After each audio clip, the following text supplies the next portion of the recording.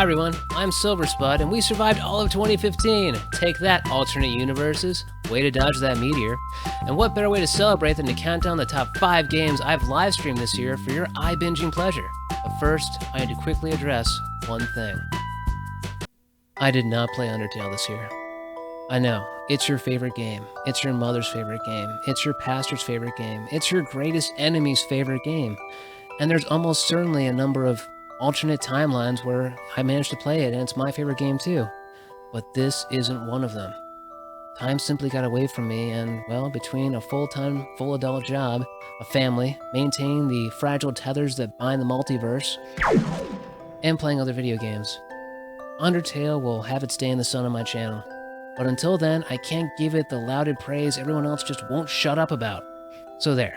Your opinion is not disproven by the game not being on my list. Please direct your hate mail to the pillow you scream into when the anger-billed hate monster that fills your heart becomes too big to contain. And with that maturely handled, let's get started.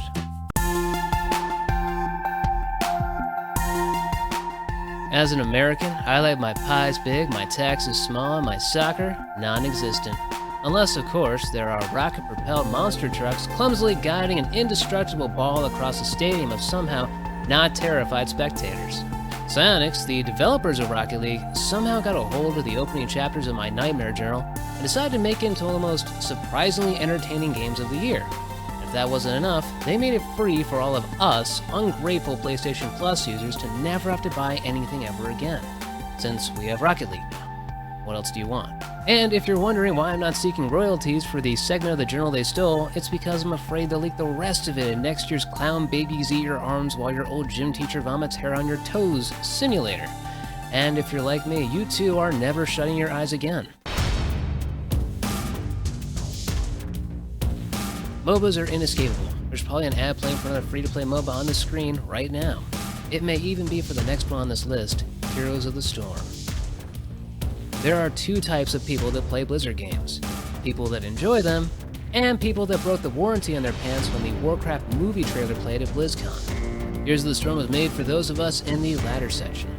We look at our Sylvanas and Raynor action figures and think, I'm not smart enough to play League of Legends, and I don't have 4 hours to play a match of Dota 2. If only Blizzard could make a game with a lot of objective-based maps where my every action fed into a shared experience pool for my team. Well, the magic of what I assume is Blizzard's listening devices they place in those toys you're holding, your wish has come true. Literally pay nothing but your time to get on this swirling vortex of League of Smash Blizzard and pit a tiny anthropomorphic panda against the literal devil. Growing up sucks. Every piece of media has fed that to you. And if that isn't enough, life itself reminds you of it with each crumbling disappointment and sacrifice you're forced to face every time you decide to get out of bed. Don't. That shifting mass of rocks and fire beneath your feet, also known as Earth, is never going to lose to you. But wait, Chris, you say, wondering why he has so many toys? What if you could travel through time? Well, ignoring the infinite consequences of using time travel to solve your mundane problems, I suppose you could fix at least a few things. That's what I believe before playing Life is Strange. The universe will catch up to you. The tragedy you're running from is inescapable, and no amount of dancing, breaking and entering, or awful millennial imitating dialogue is going to fix it. Good evening, Doctor Who. Sorry.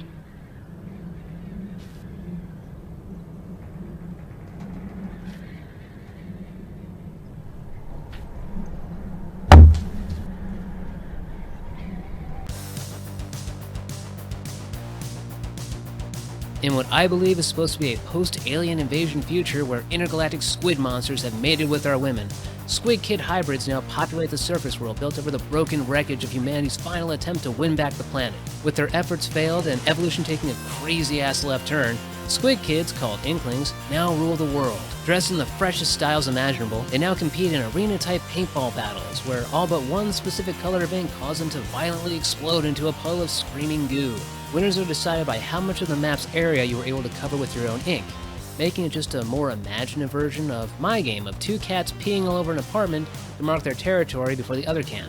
When Nintendo does it, it's the best thing to happen in team-based shooters in the last decade. When I do it, it's weird and smelly and cruel towards animals. Hypocrites.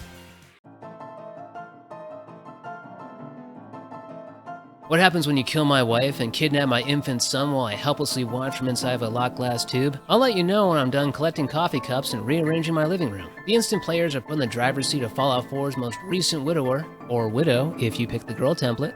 He goes from Harrison Ford, wanting his family back, to a raving kleptomaniac that won't stop picking up empty gas canisters. Go to this place, kill these things, take this stuff, repeat.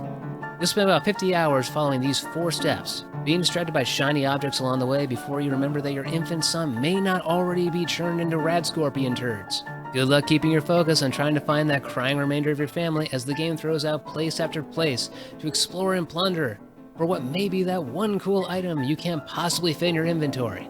This type of side quest distraction system that assaults your attention span may just be somewhat subtle commentary on how we allow frivolous things like video games distract us from what we're supposed to be. Oh no. Help. Hello. How do I get out of this? I'm not worthy. Hello. I think the last of my vertebrae is snapping.